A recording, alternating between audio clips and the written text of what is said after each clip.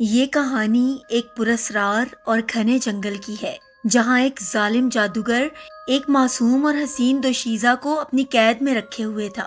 اس کے پاس 2 مٹی کے گھڑے تھے جن میں جادوئی پانی بھرا ہوا تھا۔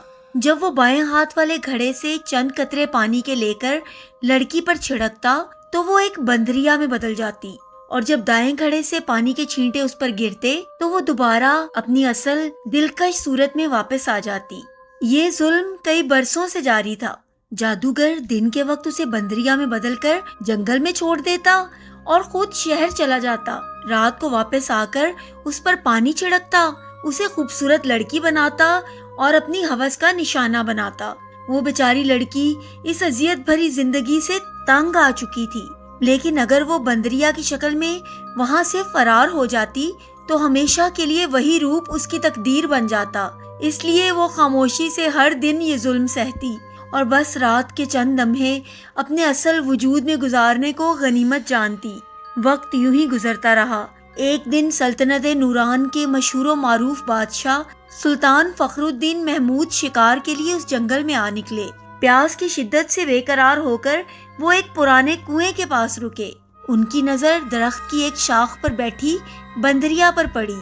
پہلے پہل تو انہوں نے اسے ایک عام سی بندریا سمجھا، مگر جب اس نے سلطان کو دیکھ کر اچھل کود شروع کی تو وہ چونک گئے۔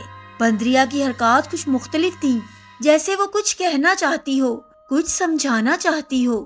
سلطان فخر الدین نے فوراً فیصلہ کیا کہ وہ جھونپڑی کے قریب ایک درخت کی آڑ میں چھپ کر سارا معاملہ اپنی آنکھوں سے دیکھیں گے۔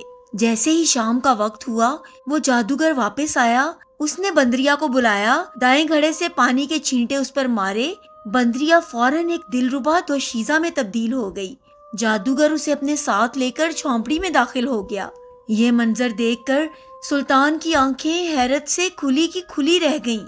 اگلی صبح وہی معمول دہرایا گیا۔ جادوگر لڑکی کو دوبارہ بندریا میں بدل کر روانہ ہوا۔ سلطان جو ہی موقع دیکھ کر جھونپڑی کے قریب پہنچے، دائیں گھڑے سے پانی لیا اور بندریا پر چھڑکا۔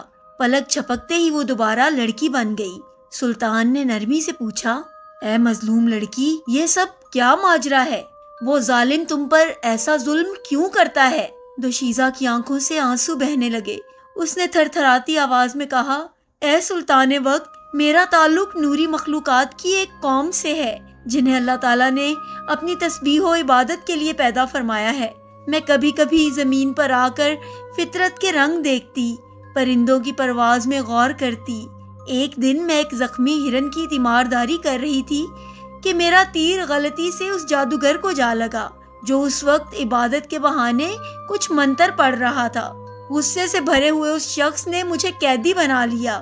کہنے لگا، اب تم زندگی بھر میری خدمت گزار رہو گی۔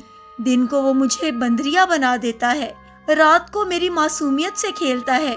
مجھے اس نے صرف اپنی ہوس کا کھلونا بنا رکھا ہے۔ یہ سن کر سلطان فخر الدین کا دل دہل گیا۔ اس نے عزم بھری آواز میں کہا، اے نوری حسینہ، فکر نہ کرو، آج میں تمہیں اس درندہ صفت انسان کے ظلم سے نجات دلاؤں گا، انشاءاللہ۔ لڑکی کے چہرے پر امید کی روشنی چمکنے لگی۔ سلطان نے اسے دوبارہ بندریا میں بدلا اور خود درخت کی آڑ میں جا چھپے۔ شام ہوتے ہی جادوگر حسب معمول آیا، بندریا کو بلایا اور جیسے ہی اس پر پانی چھڑکنے کے لیے ہاتھ بڑھایا، سلطان نے جھپٹ کر بائیں گھڑے سے پانی لیا اور چند بوندیں اس ظالم کے چہرے پر پھینک دیں۔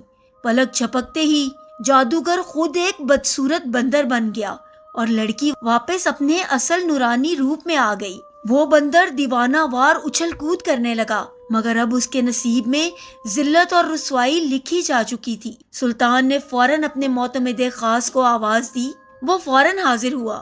سلطان نے اسے حکم دیا، اس پاکیزہ نوری مخلوق کو اس کی دنیا میں واپس چھوڑ آؤ، اور یہ بندر، یہی اس کے گناہوں کی سزا ہے۔ پھر سلطان فخر الدین نے وہ دونوں جادوئی گھڑے اپنے ساتھ لیے اور شان سے اپنی سلطنت نوران کی جانب روانہ ہو گئے۔